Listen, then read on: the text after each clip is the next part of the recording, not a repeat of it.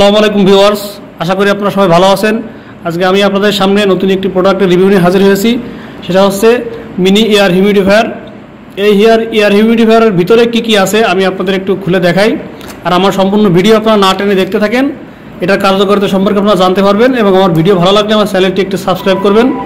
Viewers, আমরা এখন দেখি যে এই প্যাকেটের ভিতরে কি আছে, কি দেওয়া আছে, সেটার বিস্তারিত আপনাদের একটু বলার চেষ্টা করি।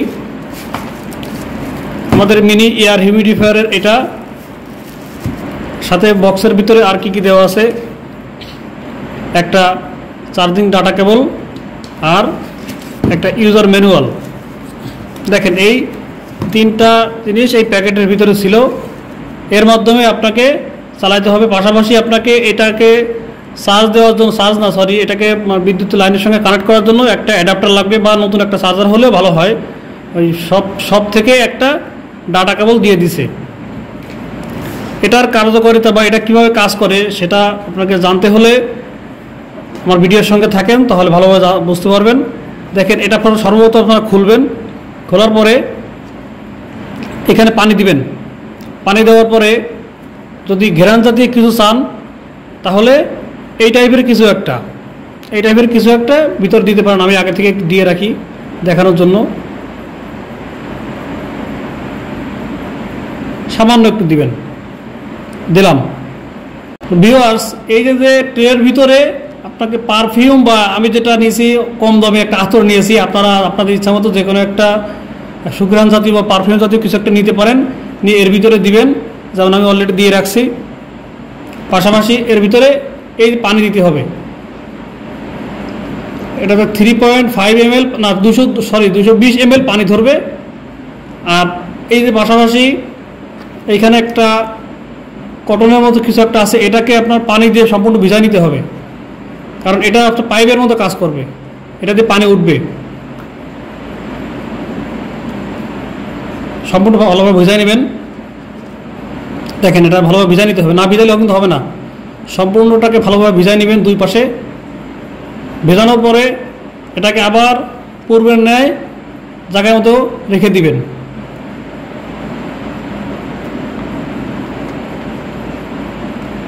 দেওয়ার পরে এভাবে মুখটা বন্ধ করে দিবেন, বাস শেষ। তো ভিউয়ার্স, এখন আমি আপনাদের এই যে মিনি এয়ার হিউমিডিফায়ার, এটা একটু বিদ্যুতের লাইনের সঙ্গে কানেক্ট করে দেখাবো। আমার যে ডাটা কেবলটা দিয়েছিল সেটা আসলে অ্যাডাপ্টার না হলে কাজ করবে না, যার কারণে নতুন একটি চার্জারের কেবল দিয়ে আমি সেটা চালু করে দেখাচ্ছি আপনাদের সুবিধার্থে। দেখেন, এই যে বি টাইপের একটা চার্জার কেবল।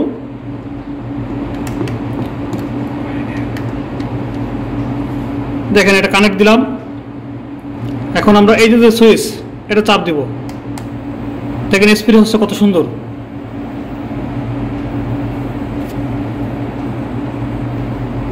লাইটিং করতেছে, স্প্রে হচ্ছে। দেখেন স্প্রেটা কত সুন্দর স্প্রে আছে। দেখেন, মোবাইলটা ধোয়া হয়ে গেছে।